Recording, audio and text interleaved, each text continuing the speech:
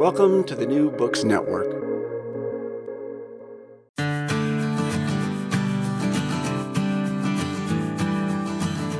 Hello and welcome to Madison's Notes, the official podcast of Princeton University's James Madison program in American Ideals and Institutions. I'm your host, Annika Nordquist. I'm very excited to introduce today's guest, Christopher Buskirk, to discuss his new book, America and the Art of the Possible, Restoring National Vitality in an Age of Decay. Chris is the publisher and editor of the magazine American Greatness, as well as a contributing opinion writer for the New York Times.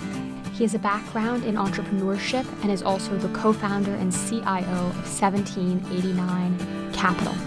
With no further ado, I hope you enjoy.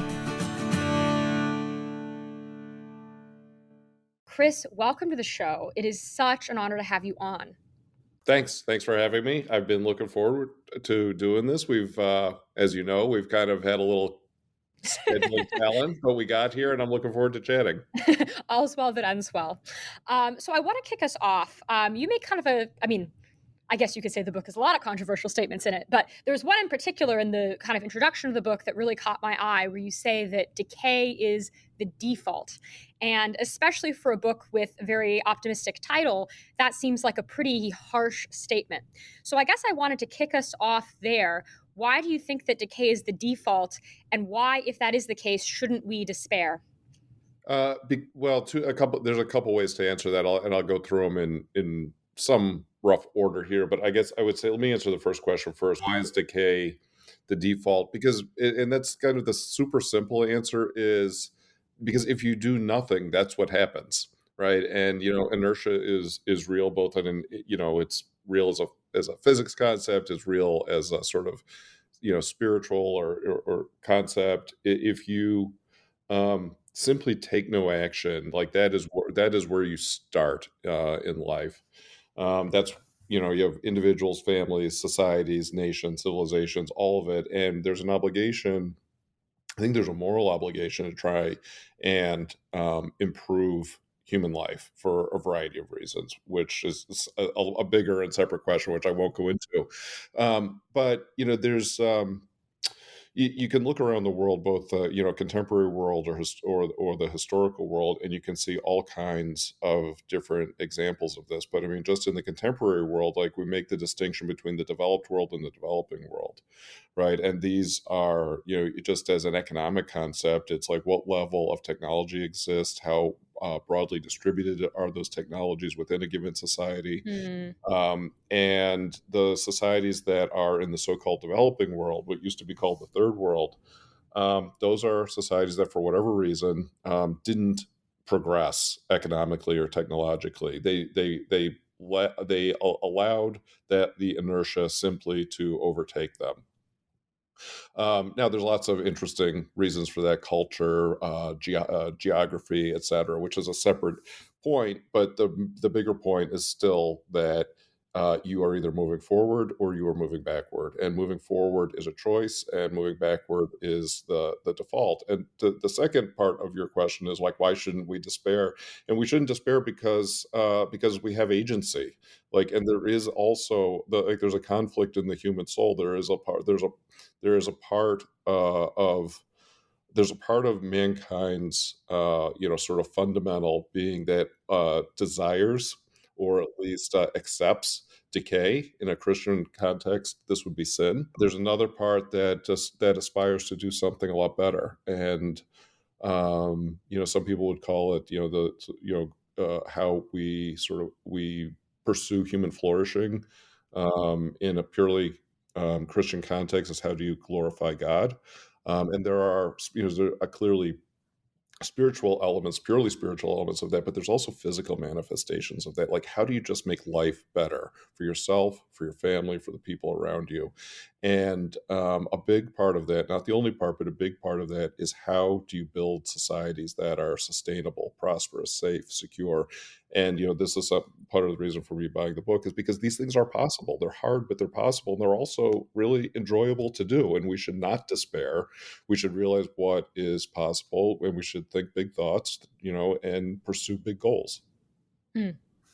So, I mean, there's sort of a manifest destiny type of flavor throughout your book, and so I think sort of one of the clear places to go from that answer is there, because we don't really have an American frontier anymore. Without that kind of frontier, what do you see as the ways in which we can kind of push out and innovate? This like I think this is actually a huge challenge, and this is like obviously it's a theme in the book. I do so you use the term manifest destiny. So it's funny that was not like the idea of manifest destiny really didn't exist until the middle of the 19th century in the United States. I think that the earlier Americans were a lot more sensible in the way that they approached this, and then it's sort of like a self-fulfilling Hmm. prophecy is like once our ancestors got a little wind at their back and had some wins and some success, they're like, oh, actually this is what was just supposed to happen. It's designed to be this way. And like there were good things about it because it did propel the country forward. But the earlier Americans, say from, I don't know, 1607 until the 1850s or so, like they were much more hard-headed about this. They were particularly very early on, like they realized that they were like really on the bleeding edge of the frontier, building these brand new societies. Like very small settlements. So they had to carve something out of nothing. Like this was, you think about the earliest settlements in what became the United States, and it's a couple hundred people on like some like rocky coast of New England, and they were there for a lot of reasons, spiritual reasons, political reasons, etc. But they had their hands full, to say the very least. But they also had a huge vision for what they wanted, and they looked and they made a conscious decision to say we can actually build the society that we want to live in. We can form something out of nothing. Yeah, I mean, there's natural resources there, obviously, but they had to mix their labor and their vision with those things, to use like the Lockean terminology, and to build something. And that then persisted until, I don't know, maybe call it 1900 ish. The frontier in North America closed. Yeah, I mean, you could call it 1900, you call it a little later, whatever. Um, but there was this drive to move west, and there was a good period of time there was not clear where that all ended. Did it end like in the Alleghenies? Did it end at the Mississippi? Did it end at the Pacific? And like it was the manifest destiny people that realized, oh, we can actually get all the way to the Pacific. um, and but remember, like I'll digress a little bit here. I'm supposed Please. to be selling. I'm supposed to be talking about my book, but I'm reading a book right now called Lone Star. It's really the Hmm. definitive history of Texas. It was written in the '60s. And the history of Texas is really interesting in the way it fits into this whole concept of like of the what in retrospect sort of looks like the destiny of the United States, but did not appear that way to people at the time. It was unclear what would happen. Texas was still part of Mexico until it became independent in 1836. And it wasn't clear what was going to happen. I mean, there were a number of there's like the old Texas 300, those sort of original families. A lot of those people held dual citizenship in the United States, and in Mexico, and they sort of go back and forth, in some cases holding office in both places. Wow. And it took real determination and vision, to realize that not only could America extend from coast to coast, but that there would be benefits to doing it. But that was like first of all, you had to conceive of it, like getting past these different mountain ranges, just like the Alleghenies, the Appalachia, or whatever, was not a non-trivial feat. And then you had to fill in all the blanks in between there and the Pacific coast, and so that occupied, 300 years basically of the American experience, and it formed our character, I think, in really beneficial ways. There's like the antecedent to that is, I think honestly, if you're really clear eyed about it, a lot of the best people in Europe left and came Hmm. here. Mm. Like these were really the doers. My dad used to say this to me all the time growing up. Smart man, your dad. Apologize to the European listeners, I'm sorry. It is true. It is true. These people, and it's not only the people who sort of had no other options. There were people who were like Mm. literal adventurers, and they were like all the second sons of the aristocracy and these sorts of things. It was all kinds of people who just, for various reasons in their own lives, wanted to leave Europe and come here, and build something. And so we have, I think there's like a sort of a biological component where we just had great genetics coming to the United States. The other element of it is there was a lot to work with. Like you just have this huge, you just have this huge canvas upon which to work, and that formed the idea of who we are as a people. And it also occupied all of our energy for 300 years. And then when the frontier closes, it's sort of like, okay, what now?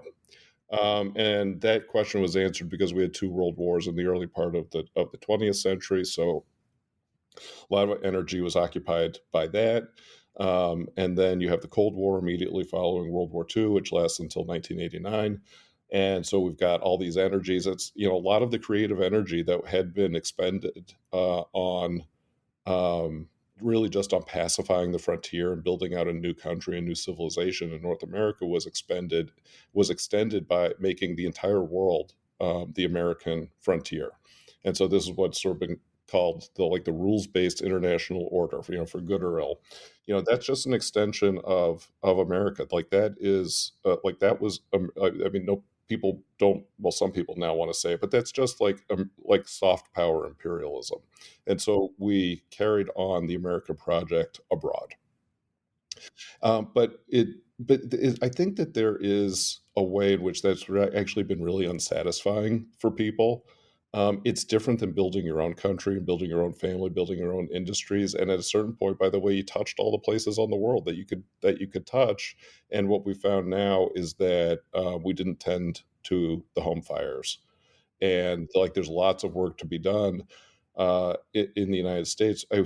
We still predominantly have that sort of that builder's mentality, but the biggest challenge, I think, that in a very meta way is like how do you rekindle the frontier spirit, because those challenges are where innovation happens. And um, I guess I'll leave it at this. You know, having almost reached the limits of our power globally, it's forcing us to turn back inward to the United States and say, actually, there are some frontiers that have been recreated in the United States that there's where we have a lot of work that to rebuild. It's unfortunate that it happened that way, but also there's a lot of energy now around. People talk about reindustrialization, about reinvigorating sort of the American heartland. I think those are really good impulses. Hmm. So, what would be kind of your ideological opposition to the extreme techno optimism? Why can't we just innovate in the world of bits? I mean, even in your book, I think you say that we haven't had any major innovation since the 60s, and the internet seems like a pretty extreme counterexample to that. There's plenty of reasons why one might be pessimistic, but I think there is something to be said for the idea that they are a new frontier. Yeah, no, I do make the point, like there has been a lack of innovation since effectively 1970. But I do carve out, like, the internet and information processing technology has been the one place where we've actually had significant innovation, and by the way, in a measurable way. There's some sort of fuzzy ways where we know it's true, but it's hard to quantify. But there's all kinds of ways in which we know that that information technology in the past 40 or 50 years has been the one place where there's been a ton of progress. The statistic I reference a bunch of times in the book is total factor productivity. Just it's very fun econ stat to quote, but it's basically just measures, are you doing more with less or less with more? And total factor productivity growth in this country really slowed down starting in about 1970. But that's not a It's not a uniquely Hmm. American phenomena. It is, and it's not entirely clear why it has been, but total factor productivity grew really rapidly for like 250 years, right? So starting in the early industrial revolution and then going through until the early 70s, grew super fast and then slowed way down. Not to zero, but it slowed way down. And all of the innovation that drives total factor productivity growth, by the way, is mostly coming out of the United States, to some extent, to a real but lesser extent in Europe and in East Asia. But like in the 20th century, the United States was the main driver. In the 18th and 19th centuries, it was Northwest Europe. And everybody seems to have sort of petered out. And then and you see this in the book, like even in the post 1970 era, it's super concentrated where the innovations that led to productivity growth were coming from. Predominantly a very small enclave in Northern California. Like a lot, like that's where like everything was coming out of Silicon Valley that was pushing productivity growth forward. Now and this is, we see the slowdown in productivity growth manifesting in ways that are more real and more measurable. It's like, well, how come real wages aren't growing? How come it takes two incomes to raise a family? Why can't millennials afford to buy a house? And the reason is because when productivity growth was rising, that's actually how wealth rises. Like that's how individual wealth rises.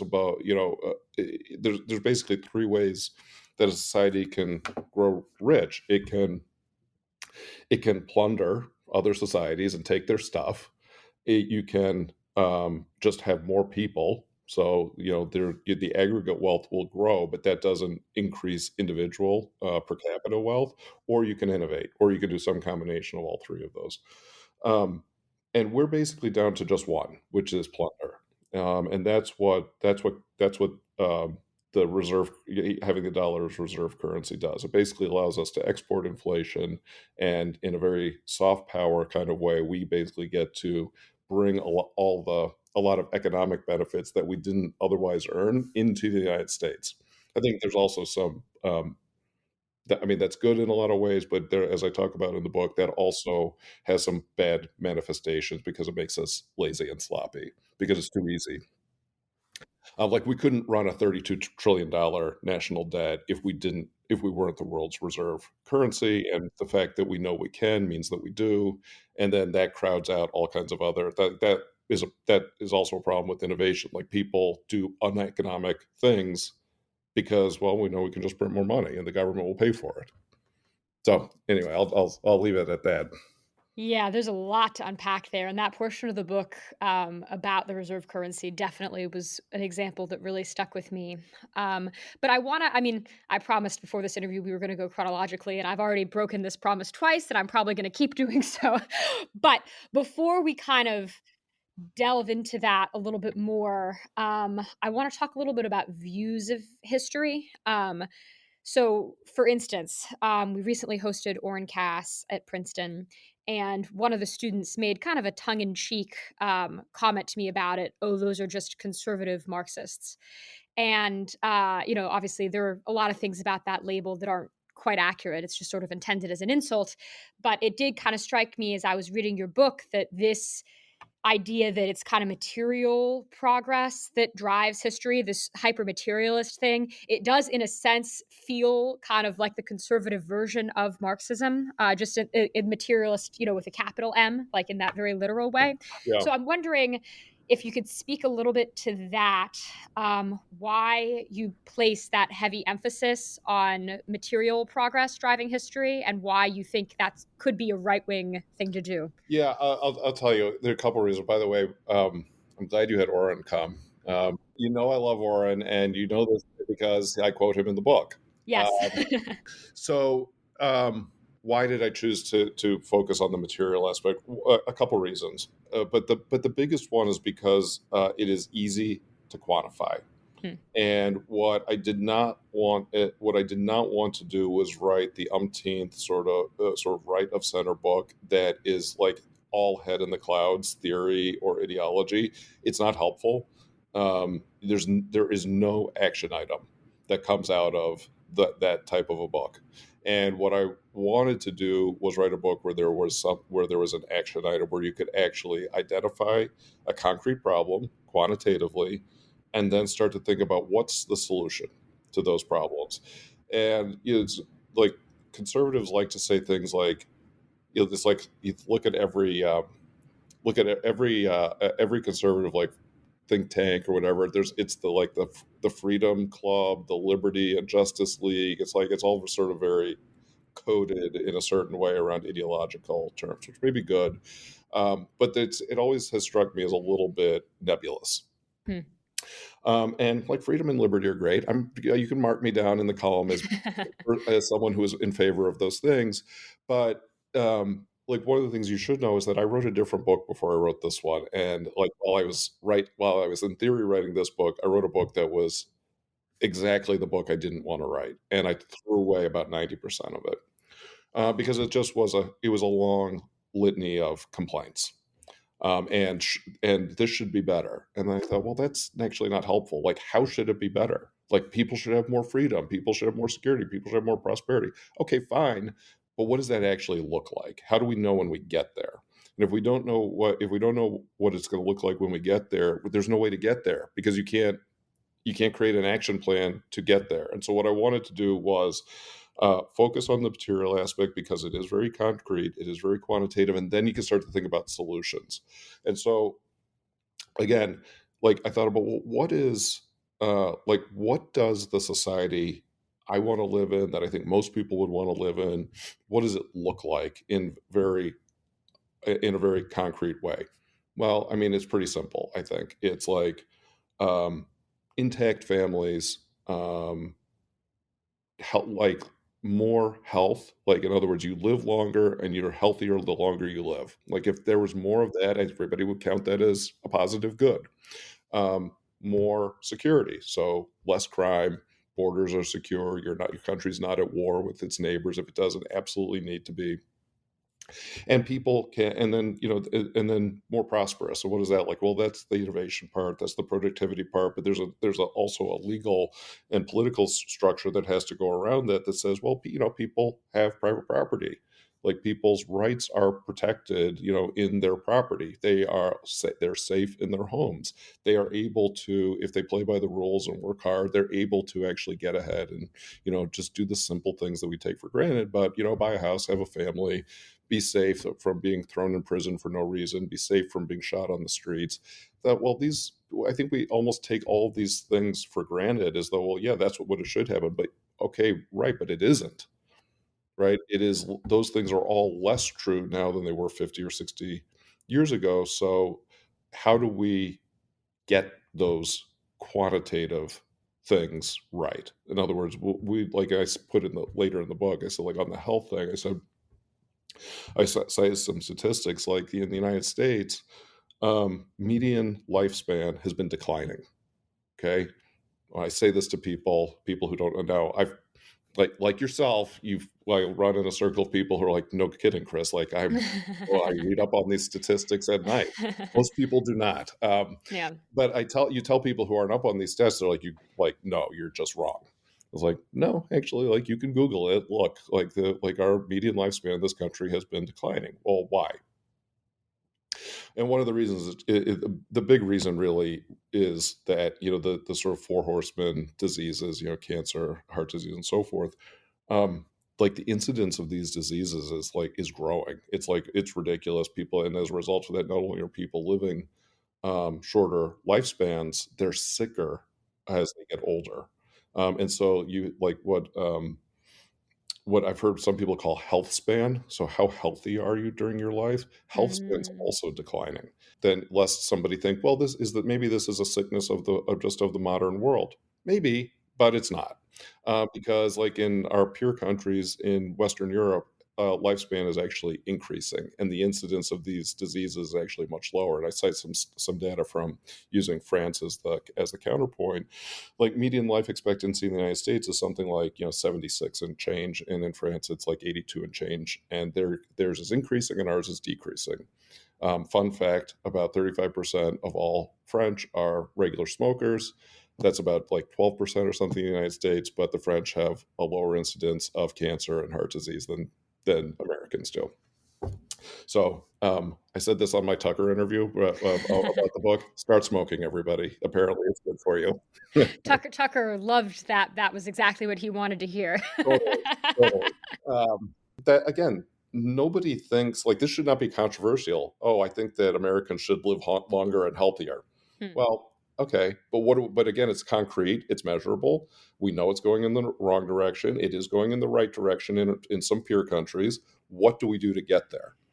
Right. And so why did I focus on the material? Well, because we are material people. Like, I mean, this is the thing. I was actually having this conversation with somebody right before we started the podcast, which is, and this was specifically with reference to faithful Christians. Faithful Christians often are too willing to sort of sacrifice their lives, not in the sense of like martyrdom, but in the sense of saying, "Oh, this just doesn't matter. Like it's temporary," which is true. We're pilgrim people, also true. But also we have a life. We live it. We're physical bodies, spiritual beings too. But we live in a physical place, and we have to take care of that physical place and do the common sense thing, which is build a better life for ourselves, for our families, for for our cities, for our states, etc. And I just think that is a basic human and moral obligation. And so the question is like, is that a conservative thing to do? Well, it's pro mankind, and so yes, it is. It is like pro life in the most robust sense. All right. Well, now that we're halfway through the conversation, I'm going to fulfill my promise and go back to the beginning. You referenced earlier on that it's just sort of this very small group of people in Silicon Valley, these small groups that push innovation throughout history. And this struck me as a very interesting observation. I think it's one that's kind of uncomfortable for, a democratic people in a lot of ways. I did high school debate, and I remember, I mean, it's in a way kind of a silly exercise, but you're constantly trying to compare impacts in debate. And sometimes in exercises, you're trying to explain, why is massive loss of life really such a big impact? And one of the things people would say is like, oh, if you have this massive number of people, there must be a genius somewhere in there. And that seemed kind of commonsensical to everyone. And your book argues basically the opposite of that. And so especially, kind of some of these early communities, Renaissance Europe, Augustan Rome really stuck with me because there definitely was a huge, especially artistic output. It was also a very politically insecure period in a lot of ways. So I'm wondering if you can talk a little bit about why it is the case that it's these very small communities of people that push progress so drastically, how it is that, we could control for that because it feels a little bit random. Um, and then, I don't know, speak a little bit. I'm just a Rome nerd, so I'm biased towards you speaking a little bit to the Rome example. Yeah, it's well, the why question is a hard question, but Yeah. let's just address the is it true question. It's true. It's like because I run through a bunch of examples in the book.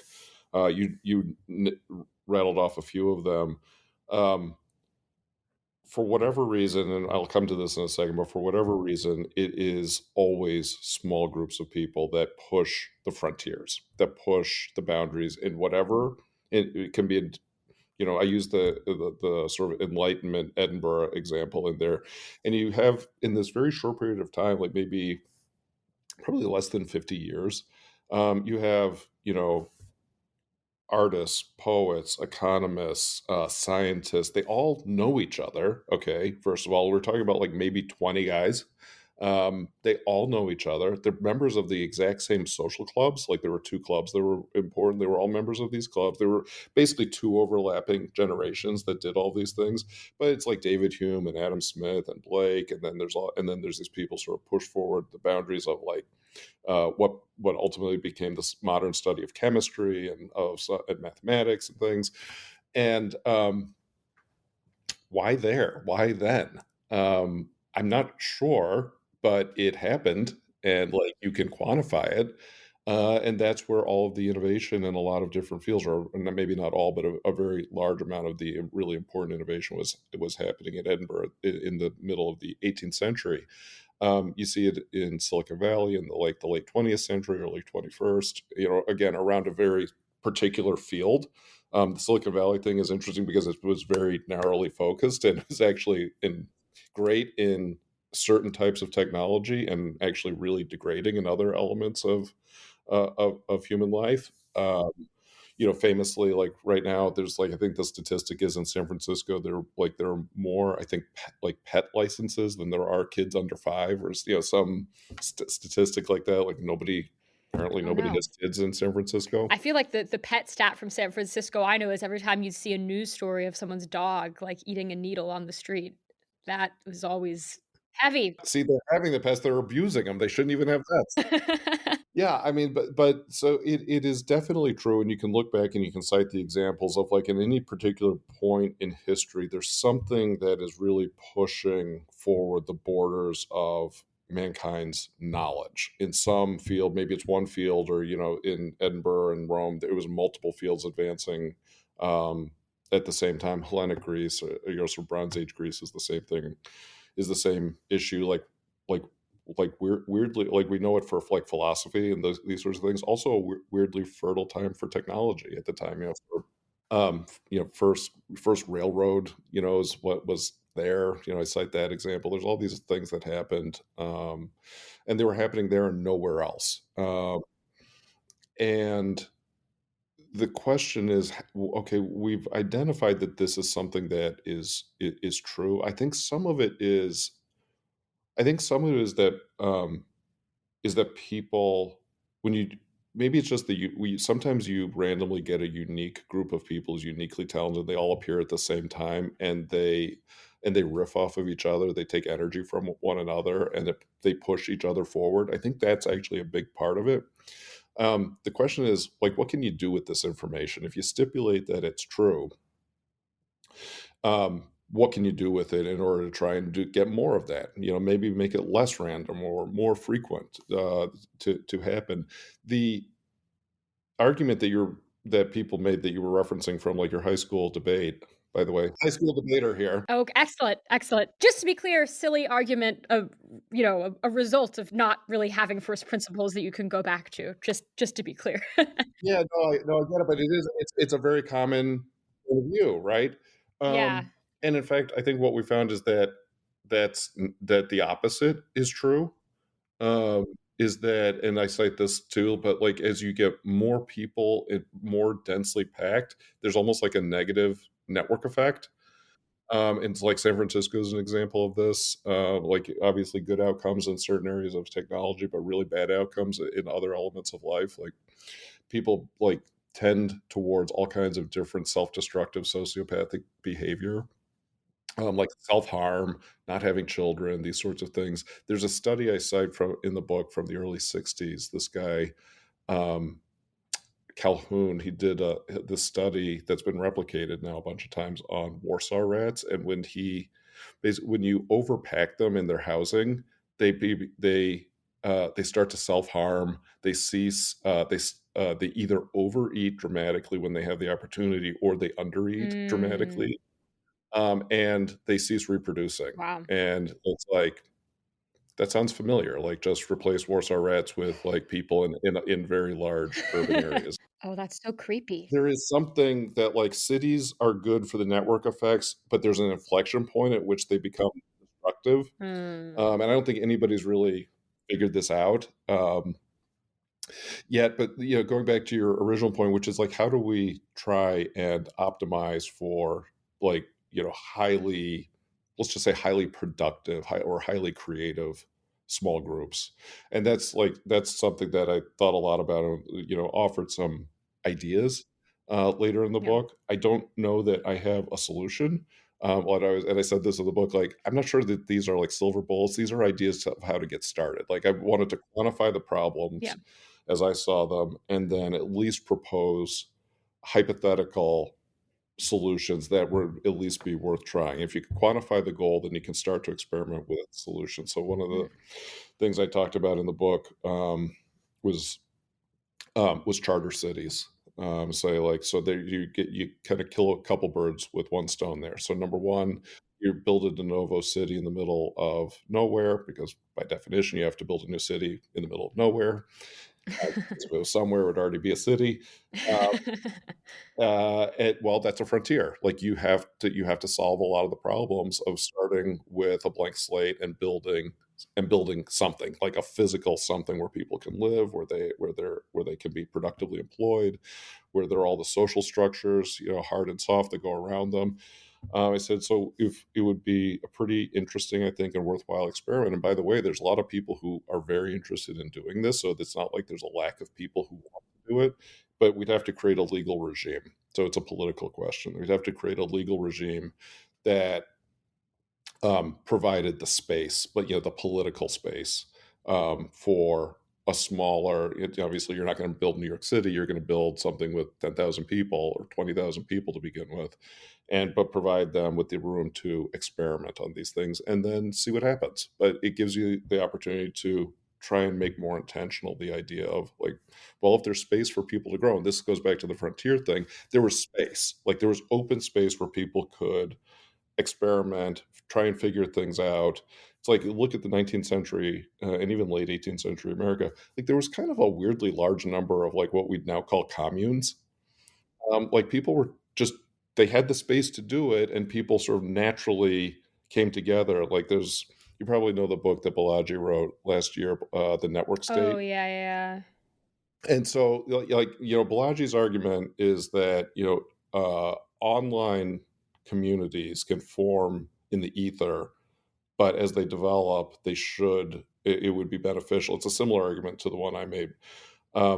They should and could, if given space or if they find space, they could develop in the real world. Hmm. And I think that's like that. Part of it really is just like the battle for space. There's got to be a place for it to happen. So this is why, again, this is, I think, why information technology and the internet has been as productive and as fertile as it's been, because it provided space. Right? It was, it's notional space in some ways, it's intellectual space, but it's not physical space. And so people were able to do things in the virtual world that they haven't been able to do in the physical world, because the physical world has become constrained. It's kind of like one, sort of understanding of Bitcoin is, um, younger Gen X and millennials couldn't get ahead the way the boomers could, and so they opted out and said, "Guess what? We're just going to invent our own money online." Right. And like, that's like not a bad cut on like why Bitcoin exists. Like, there's like libertarian reasons and things which I think are true, but that like is a real innovation, and there's a reason why it happened in the virtual world, is because that's a place where there was space for people to experiment and to innovate. And I think what I'm arguing for, and what Balaji's arguing for in a different way, is to take these things that have these like communities or groups or ideas that have occurred in the place where there was space, i.e., online or in the virtual world, and let's instantiate them in the real world, because then they actually will be more powerful. Taking a slightly different tack, I want to talk about this concept of oligarchy that you bring up in the book. This is a little bit more political and less innovation, but it's one of those words that, Americans associate it very strongly with like Russia, but it's actually a very ancient concept. Um, and in the ancient world, usually not a compliment, but probably less of an insult than it is right now. But particularly, kind of, you talk about it in the context of our managerial class and the financialization of some of our institutions. I guess, can you defend for me a little bit why you think that our society is more oligarchical? Oh, yeah, well, sure. Yeah, I would love to. Thank you for asking. You would ask me to submit questions, that would have been one of them. So I would go back. I would go back to the classic distinction between oligarchy and aristocracy. Yeah. Right. So both mean the rule of the few, and so and an aristocracy effectively is a effective, public-minded few who seeks the good of their nation and their people. Okay, and oligarchy is the opposite. It is also rule of the few, but it is some combination of self-interested, destructive, incompetent. Um, so, in other words, the people who run the country right now. And so that's, I mean, if you look at I mean, first of all, oligarchy is like the if inertia and decay are the default states of humanity, like one man rule or the rule of the few are the most common types of rule any place ever. Yeah. Um, and so the real question is the same thing with monarchy, right? Which is monarchy versus, or I just, again, to use the classical terms, like dictatorship versus tyranny. Like a dictator today has a pejorative value assigned to it. You know, the classical understanding of dictator would just be one man rule, whereas a tyrant would be the evil rule of an evil person. Yeah. So destructive. But the problem that we have in our society is that, first of all, it is the rule of the few. I think we should just stipulate that. Like, um, there is you sort of have there's two groups of the few, right? Well, there's a bigger group and a smaller group, and you could roughly quantify it as the managerial class, and then you have and then you have the actual few. Like, it's not the one, like they like to say, like Antifa or whatever, like the top 1%. It's not like the top 0.1%. Okay. And then you have all these people who, like, the managerial class is like the striver class. It's like, I got an MBA, and then, or like a acquaintance of mine likes to say, his lawyer at big firm likes to say that he never thought he would feel like such a loser flying first class, because he's flying first class waiting at the airport, but he gets called from his like private equity clients calling from their Gulf Streams. And he's like, damn, like, where I went wrong someplace here. But he's very good natured about it. He's a great guy. But his point is that, like, I've done very well, but I'm not like I'm not doing Gulfstream well. So, like, there's the oligarchy is flying first class, uh, and the real few is flying on a private plane. And there is a remarkable amount of power in the hands of the managerial class, and this is true in government. So you think about sort of mid to high level bureaucrats who control these very large budgets, but also true in the private sector. It's true in corporate America, and there's no accountability. So there's two things that are going on and that contribute to this class being an oligarchy versus an aristocracy. First of all, there's no ownership. So their incentives are misaligned with the incentives or what would be good for the broader group of people. So it's possible to do very well for yourself. In fact, it might be easier to do very well for yourself while doing something that is actively harmful for the country. So I can think of a firm, which I will not name, that made all of their money literally exporting factories out of the Midwest into China. Were doing this in the 90s and early 2000s. They did very well. They made money. It really, really harmed. Like, you can quantify the destruction of the communities where they literally packed up the whole factories and shipped them on container ships. Wow. Okay. Dramatic. And yeah, really dramatic. Right. Right. It would be a great documentary, by the way.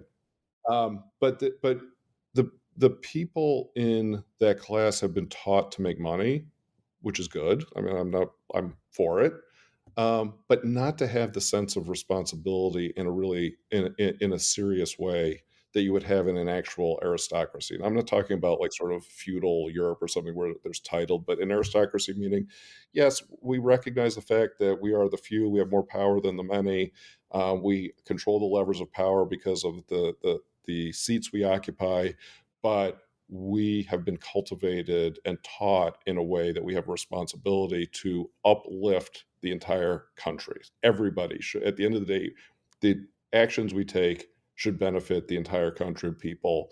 Yes, maybe I'll make more money, but the median wage should rise too. The crime should stay low or go down. And if you look, to my point, to going back to your original question, like, why would you say this is an oligarchy rather than aristocracy? Which is just look at the numbers, Hmm. right? All of these statistics I say, whether it be something like crime rates or fertility rates, um, median wages, et cetera, et cetera. It just hasn't been working. And so if you want, if you want to be at a high level in society, you have to take responsibility for your own cooking, and the results just haven't been that good. And so, one of the and this kind of goes to the question you were asking me earlier about smaller groups, but one of the things that I think we need to really be mindful of is that any successful society or civilization has to have a very hard-headed, serious way that it identifies and cultivates talent for leadership, right? Leadership across any domain, government, business, military, whatever. And what we've seen is that we have grown progressively less serious in the way we identify and cultivate talent. This was like the genius of America. Like it was actually a meritocracy for a long time. And now people figure out how to game the system. Right. And so now these institutions that used to be really good at identifying and cultivating talent and pushing these people into um, seats of power, now they're actually really corrupted. Right. And so now they're not optimizing for the best and brightest and teaching them what their responsibilities are. They're optimizing for all kinds of other things. And the results, I think, have been pretty dramatic so far and are most likely to get worse. Just a very quick follow up, since you're very much in the business of making things concrete, given the state of human nature, and I happen to be privately aware that you're a Calvinist and are going to heavily agree on this, given the state of human nature, has it happened very often in history that people have had an aristocracy that's kind of genuinely publicly minded? It's rare. It's been rare. And by the way, look, it's easy to, it has always been flawed, even when good. Mm, I think we just have to stipulate up front, like, human nature is what it is. It is flawed and it is sinful.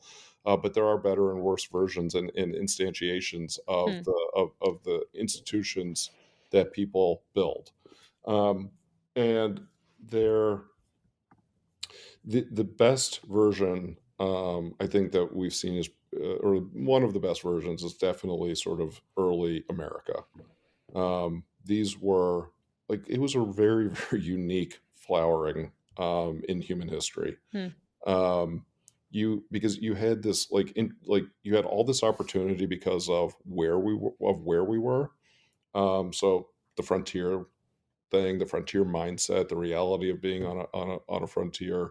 But then you also had people who had really the benefit of a long of a like many centuries of a pretty sophisticated European civilization that had been mm. heavily influenced by Christianity. And so there was that sense of responsibility. There was a basic moral and ethical sense. So even though there were any number of the sort of magisterial founders of the republic who were not Christians, they were all sympathetic to the Christian worldview and Christian ethics and so forth, and they maintained a public appearance that was consistent with those things, and that gave them a sense of responsibility back to the people of the country. Mm. And they tried to build institutions, and I think were mostly successful in building institutions that tried to perpetuate that. Um, that's certainly one version of it. There's I think that I think the you were, I know I didn't realize that your affinity for Roman history until just now. Um, but like Rome is like it was also had I mean has a long history. I mean Rome had a couple of these sorts of flowerings that were in the both in the pre and the post Christian era. Um, so while my personal preference would be the Christian version of it, like it does happen Mhm. in non-Christian societies as well, and has happened. That would be what, like, I don't know, like Cicero or Cincinnatus is what you're thinking of? Yeah, I mean, the late republic, like the early republic, was like Yeah, well, what was again was a unique period, like probably like the early American republic. And then you get this, and then I think I'm not sure what your view was based on what you said earlier about Augustan Rome. Like, I actually have a pretty high view of it. yeah. I mean, I think it's not so much that I was making the case that it's just an overall negative thing for Rome, but it's just a very complex example because a lot of it came on the back of the cessation of the 500-year Roman tradition of democratic government. So I think it's a two-sided coin, right? Right, but the late republic had a lot of problems, Yeah, yeah, yeah. and Augustus like solved a lot of those problems. You know, and I mean his devotion to a reinstitution of Roman personal and public piety was, I think, a beneficial thing. I mean, think about, his sister and his mother, and then he rebuilt. I mean, he rebuilt Rome. What's the famous phrase? I found Rome a city of bricks. I left it a city of marble. Yeah, yeah. Built the Roman bureaucracy. He really like the Roman Republic had basically run its course, in my view, Hmm. and was pretty degraded by the time Augustus came along, and he rebuilt the society. He had basically no worthy successors, but nonetheless, it is that. You're not a fan of Tiberius? That would be a it'd honestly just be fun to hear someone defend that on air. I would enjoy hearing it. A Tiberius defense? Yeah, Tiberius defender. I know I'm reading a book about Tiberius right now, so it's very present for me. Anyway, as I'm trying to be sensitive to the time nearing the end of this conversation. I mean, I'm at the Madison Program Center in Princeton University, and I think if we're talking about oligarchies in America, I mean, I think there, could be a strong case around universities, and particularly very selective universities, being, the institutions that shape the members of that oligarchy. If not, I mean, just straightforwardly, you cannot be a licensed member of the oligarchy without attending them. I think there's a stronger version of this argument that makes that case.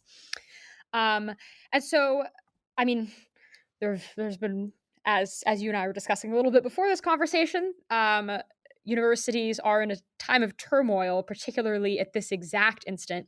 And you speak a little bit about this in your book, about this idea of universities as seminaries and as universities that are kind of fundamentally about their own interests as institutions more so than anything else. And so I'm wondering if you could speak a little bit to that, and maybe again with sort of the solutions oriented thought in mind, maybe share some of your views on ways to work around that system or ways to improve it. Yeah, I mean, look, universities, I think, like the idea of the university is, well, there's a few ideas of the university. So I mean, the original universities, if you think about a place like Oxford or Cambridge, like these are literally seminaries, right? And even the American, old school universities, Yeah, Harvard, Harvard. Yeah. right? These are actually training ministers, right, or priests, depending on denomination. But point is that they literally were that, and they sort of evolved into teaching so-called liberal arts. And now they've continued to iterate over time, and not in beneficial ways. So the places where the universities are decently successful is where they're teaching something that's very concrete. Hmm. They're still, by and large, pretty good at teaching STEM. I think, I hear complaints from people who are in that world. I'm not, about like they've definitely have their complaints about where they think the university have gone soft, but like I can tell you, it's a lot better than the sociology department.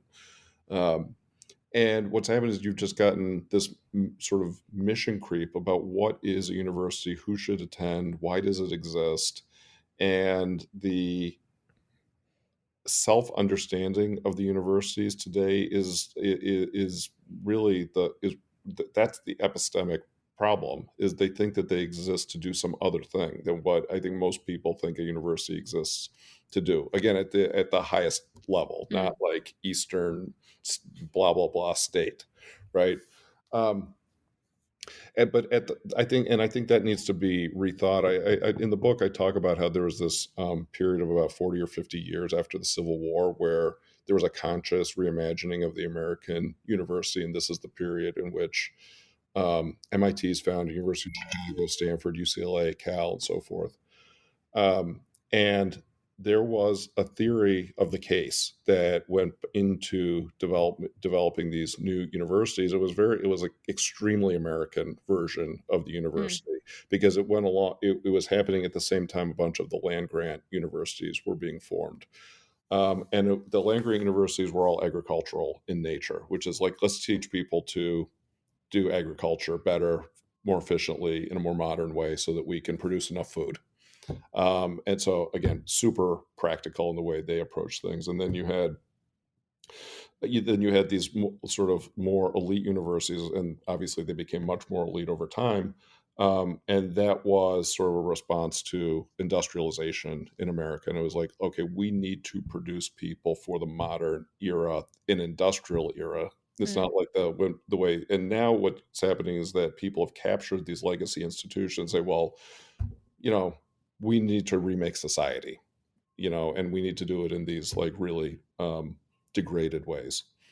And I think that there's a couple things that are happening, like where you have like, again, at the other type of university, if it's strictly vocational in nature, that's done decently well, honestly. There's all kinds of people who go get degrees so they can go into like some healthcare field or something. It's going just fine, I think, if you're trying to become a physical therapist. At the other end of the spectrum, though, if you are like if somebody who is like this aspiring, they're at this point in their life, it's like, do I become an aristocrat or an oligarch? Mm. Yeah, and I'm going to go to this university. I know I want to be in that small group of people, but what's going to happen? The education tends to um, militate for oligarch. And I Mm. think we just need to rethink what these universities' purposes are. Like, and just go back to square one, the way it's been done a couple times in history, which is to the point I was making earlier. How do you identify and cultivate talent to Mm. run the country in a way that's good for the entire country? Mm. Like good again, not in these super theoretical ideological ways, but in very practical ways. Like, let's quantify those things. That's what I was talking about earlier. Like, how do we get a country where people live longer and healthier? How do we get a country where people are able to make, be more prosperous, make more money? And like you're asking the Marxist question earlier, like the answer isn't takes money from one group of people and give it to the other. The answer is Mm. produce more wealth. And the only way you Mm. produce more wealth is through innovation. And so, focus on developing the skills and teaching the skills that create people who can build things. So, at any rate, not the other thing is, I'll just like, this is like sort of a bugaboo of mine. Um, Universities, it just takes too long. It's delivered super inefficiently now. Like, I'm like, the system that we have right now just doesn't work. I mean, leaving aside the content, Mm. right? Like the idea that you have to go through 4 years, and like there's this weird tension where the theory is like everybody's got to get like a liberal arts education plus they have to learn to be a physical therapist. So I mean, Mm. forget it. Like, there's just no point. And by the way, the people teaching it should not be teaching anybody. Like, I wouldn't like right. I mean, I would like think about who's teaching like the humanities in any university. Like, you would not trust these people to like house sit your cactus, let alone mold the minds of young Americans. That was a fantastically Arizonan example. Yeah, thank you. I'm a man of my time and place. So anyway, I think education in general needs to be really rethought in pretty significant ways. And this, by the way, goes up and down the spectrum. It's I mean, starting from the way kids are taught at a very young age and up through what a university should be and how it operates. Mhm. Yeah, I guess my experience at Stanford is a lot of it. I mean, there's sort of a lot of, yeah, as you're saying, commitment to very vague principles. Like, I mean, I think honestly, in a lot of ways, the trend is more and more towards vague, where now the humanities are just kind of all one category that used to be Right. viewed much more distinctly. Maybe that's just because Stanford is in Silicon Valley. Um, but, that the kind of education about virtue and liberal arts used to be hyper specific, like you're memorize. Actually, I just read this fantastic essay by C.S. Lewis about it, about whether you should be teaching people about the optative or the Parthenon. And his argument is the optative, like the super specific type of humanistic education. Oh, interesting. Being replaced by this sort of vague sense in which it's as if you can teach someone to appreciate art, which isn't exactly true. Anyway, I think we've gone a little bit over time, but this was a fascinating conversation, and your book is going to be linked in the show notes for the listeners. Super. This has been fun. Definitely worth the wait. Absolutely. Well, there you have it, Madisonians. Chris Buskirk on his new book, America and the Art of the Possible, Restoring National Vitality in an Age of Decay. It's linked in the show notes if you want to check it out. If you enjoyed this episode, please leave us a rating or review. We really appreciate it. You can also find out more about the James Madison program and what we do here on Princeton's campus at jmp.princeton.edu. There, you can sign up for our mailing list, you can see our schedule of upcoming events, and you can also have a look at the recordings of the previous events that we've hosted here at Princeton throughout the year. You can also find us and get updates on us via social media, on Twitter at Madison Program, as well as on Instagram and Facebook. Again, thank you so much for tuning in, and I can't wait to see you next week here on Madison's Notes.